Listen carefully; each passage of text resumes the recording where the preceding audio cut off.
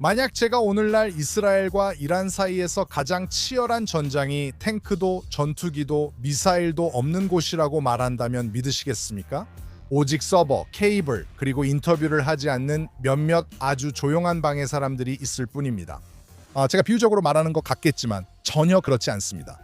왜냐하면 이스라엘은 철의 도물 하나가 아니라 두 개를 만들었기 때문입니다.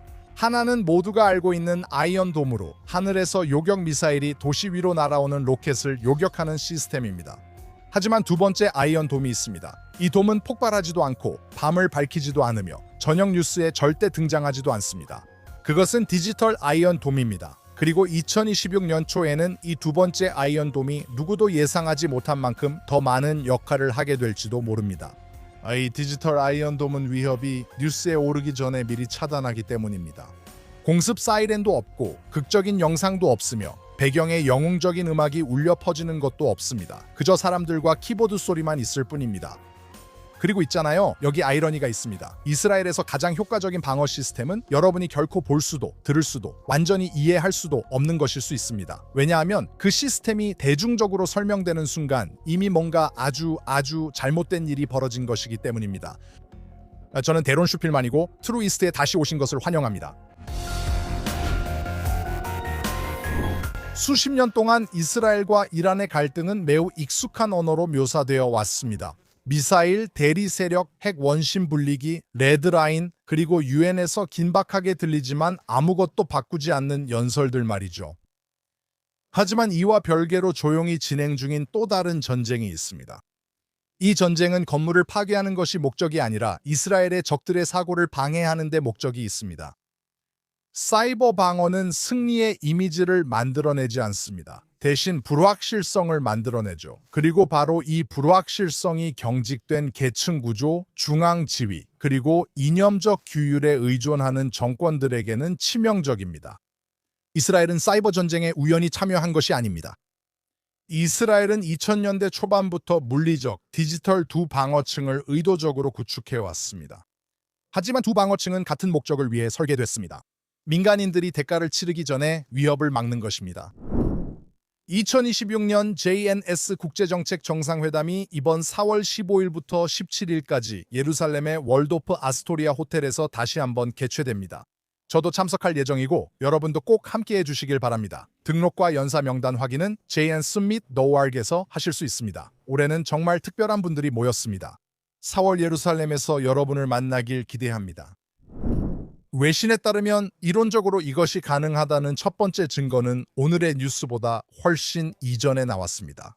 실제로 그 증거는 2009년 이란에서 나왔습니다. 이란의 나탄즈 핵시설에서 일하던 엔지니어들이었습니다. 네, 바로 그 핵시설이 이스라엘과 미국이 불과 몇 달 전에 폭격한 곳입니다. 그곳 연구원들은 매우 이상한 현상을 목격하기 시작했습니다. 원심 분리기가 고장나기 시작했고 더 많은 원심 분리기가 고장났으며 결국 수백 대가 고장났습니다. 하지만 모니터 화면에는 모든 것이 정상이라고 표시되었습니다. 원심 분리기의 회전 속도는 정상으로 보였고 온도도 안정적으로 보였으며 경보도 울리지 않았습니다. 그들이 몰랐던 것은 웜이 그들의 시스템에 침투했다는 사실이었습니다. 파일을 파괴하는 악성 코드가 아니라 거짓말을 하는 웜이었습니다. 그 웜은 이란 운영자들에게 거짓 데이터를 제공했습니다. 웜은 조용히 원심 분리기의 속도를 조작하면서 기계가 물리적으로 파괴될 정도로 속도를 미세하게 조정했습니다. 엔지니어들이 눈앞의 숫자를 믿는 동안 기계들은 스스로를 파괴하기 시작했습니다. 이것은 전통적인 의미의 사보타주가 아니라 속임수를 무기로 삼은 것이었습니다. 스톡스넷이라고 불리는 이 프로그램은 이란의 핵 프로그램을 폭격한 것이 아니라 이란이 스스로를 파괴하도록 설득한 것이었습니다. 뉴욕타임즈와 워싱턴 포스트의 보도에 따르면 그리고 여러 사이버 보안 업체들에 의해 확인된 바에 따르면 미국과 이스라엘이 개발했을 가능성이 있는 이 웜은 시스템 엔지니어들조차 알지 못하는 보안 취약점인 제로데이 취약점을 여러 개 이용했습니다. 당시에는 그런 것을 만드는데 수년과 막대한 자원이 필요했기 때문에 연구자들은 오직 국가 단위의 행위자만이 그것을 감당할 수 있다고 결론지었습니다. 그리고 이것이 중요한 이유는 이 수준의 사이버 전쟁은 기회주의적인 것이 아니라 전략적이기 때문입니다. 이것은 당연한 의문을 불러일으킵니다. 왜 하필이면 이란에 이런 것이 사용된 걸까요? 즉 적대 정권이 북한, 러시아, 중국 등 다른 곳에도 있다는 의미입니다. 하지만 처음부터 우리가 이해해야 할 점은 이란은 다르다는 것입니다. 이란은 공개적으로 다른 국가의 파괴를 추구하고 있고, 만약 이란이 핵문턱을 넘게 된다면 그 영향은 이란에서 끝나지 않기 때문입니다. 터키, 사우디아라비아, 이집트, 심지어 아랍에미리트까지 중동에 여러 핵 보유국이 생긴다는 것은 냉전 시나리오가 아니라 완전한 혼돈입니다. 다른 핵 경쟁과는 달리 이란의 교리는 안정에 관한 것이 아니라 이념에 기반하고 있습니다. 그리고 이념이 핵무기와 결합되면 억제 효과가 아니라 오히려 긴장을 고조시킵니다. 이스라엘은 이란을 여러 위협 중 하나가 아닌 모든 위협을 조직하는 핵심으로 봅니다. 스톡스넷 이후로 사이버 전쟁은 더 이상 예외적인 것이 아니라 영구적인 현상이 되었고, 단 이틀 만에 전장의 규모가 폭발적으로 커졌습니다. 오늘날 전 세계는 문명 시작부터 2003년까지 생산된 데이터만큼의 데이터를 하루 만에 생산하고 있습니다. 2019년까지 전 세계 가정의 절반 가까이의 컴퓨터가 보급됐습니다. 2021년, 즉 2년 후에는 전 세계적으로 약 150억 대의 휴대폰이 있었습니다. 2022년에는 260억 개가 넘는 기기가 인터넷에 연결되어 있었습니다. 그 모든 기기 하나하나가 진보이자 동시에 모두가 잠재적인 진입점이기도 합니다. 사이버 전쟁에는 사단이나 항공단이 필요 없고 접근 권한만 있으면 됩니다. 그래서 비국가 행위자, 특히 전장에서 밀린 이들이 이를 받아들였습니다. 이제 헤즈볼라에 대해 이야기해보죠. 헤즈볼라는 사이버 전쟁을 발명한 것은 아니지만 대리인으로서 이를 전문화시켰습니다. 헤즈볼라가 이란의 물리적 대리자인 것처럼 헤즈볼라는 이란의 디지털 대리자이기도 합니다. 전장에서의 패배 훨씬 이전에 헤즈볼라는 시더라고 알려진 전담 사이버 부대를 만들기 시작했습니다. 시더는 느슨한 해커 집단이 아니라 이란이 조직, 훈련, 자금 지원, 지휘하는 부대입니다. 이 부대 본부는 레바논 남부 다히에에 있습니다. 시더의 임무는 무작위적인 혼란이 아니라 전략적인 괴롭힘, 데이터 절도, 그리고 심리적 압박입니다. 2024년 이스라엘의 공격으로 헤즈볼라의 지휘관들과 무기 비축고가 크게 파괴된 이후에도 시더는 위축되지 않았습니다. 2024년 9월 이스라엘의 호출기 및 통신작전으로 많은 헤즈볼라 요원들이 사망하거나 부상당하고 무력화된 이후에도 시더는 오히려 확장되었습니다. 보도에 따르면 시더 예산이 수백 % 증가했습니다. 레바논 사이버 보안 전문가들에 따르면 300명 넘는 해커들이 활동 중이며 이들은 이란에서 급여를 받고 있습니다. 이것은 즉흥적인 것이 아니라 적응이었습니다. 헤즈볼라는 로켓에서 라우터로 전환했습니다. 그리고 10월 7일 찾아왔고 전 세계가 그날의 물리적 참상에 집중하는 동안 온라인에서는 또 다른 차원의 긴장이 고조되었습니다. 몇 시간 만에 이전에는 알려지지 않았던 해커 그룹들이 등장해 이스라엘 민간 및 군사 데이터에 접근했다고 주장했습니다. 이후 몇 주 동안 수만 건의 기록이 유출되었고 의료 파일, 신원 데이터베이스, 민간인과 군인들의 개인정보가 포함되어 있었습니다. 이란, 헤즈볼라, 하마스와 연계된 15개 이상의 사이버 그룹이 참여했습니다. 일부는 데이터를 공개 유출했고 다른 일부는 다크웹에 퍼뜨렸습니다. 이 모든 것은 위협하고 불안정하게 만들어 신뢰를 약화시키려는 목적이었습니다. 다시 말하지만 이것은 즉흥적이 아니라 조직적으로 이루어졌으며 10월 7일 전에도 징후가 있었습니다. 그래서 질문은 이스라엘이 어떻게 대응하느냐는 것입니다. 연설이 아니라 신속한 조직 구조로 말이죠.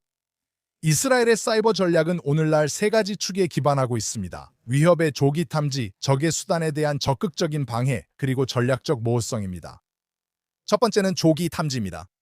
이스라엘은 사이버 공간을 우리가 영공을 다루는 것과 똑같이 다룹니다. 모든 비정상적인 신호가 중요합니다. 매일 수만 건의 적대적인 탐지 시도가 감지되며 이들은 이란과 연관된 인프라로 추적됩니다. 이들은 전력망, 수도 시스템, 병원, 심지어 금융 네트워크까지 표적으로 삼고 있습니다. 2020년 이란의 사이버 작전이 이스라엘의 수도 시설에서 염소 수치를 조작하려고 시도했습니다. 그 시도는 극적인 보복 때문이 아니라 시스템이 이상 징후를 감지했기 때문에 실패했습니다. 그게 바로 요점입니다. 조용한 능력입니다. 두 번째 영역은 적극적 방해입니다. 이스라엘은 사이버 방어에 적극 대응합니다. 적대적 네트워크가 식별되면 해당 네트워크는 조용히 정상 작동하지 않을 수 있습니다. 서버가 고장나기 시작하고 통신이 지연되며 인프라와 지시사항이 늦게 도착하거나 아예 도착하지 않을 수 있습니다. 이란 혁명수비대 IRGC와 연계된 이란 사이버 부대들은 지역 긴장 상황에서 반복적으로 예기치 않은 고장을 겪었습니다. 대부분은 공개적으로 인정되지 않았지만 이러한 패턴이 존재합니다. 그리고 세 번째는 전략적 모호성입니다. 이스라엘은 사이버 작전의 성공을 거의 인정하지 않습니다. 상대가 피해 규모를 알 수 없을 때 사이버 억제력이 가장 효과적으로 작동하기 때문입니다. 미사일 방어는 매우 눈에 띄지만 사이버 방어는 마음속에 존재합니다. 이란은 어떤 디지털 행동, 어떤 긴장 고조, 그리고 그들의 대리인들 간의 모든 협력이 이미 노출되었을 수 있다고 가정해야 합니다. 그 망설임의 순간이 중요합니다. 왜냐하면 망설임이 그들의 추진력을 무너뜨리기 때문입니다. 비평가들은 사이버 전쟁이 미사일을 막지 못한다며 이는 사실입니다.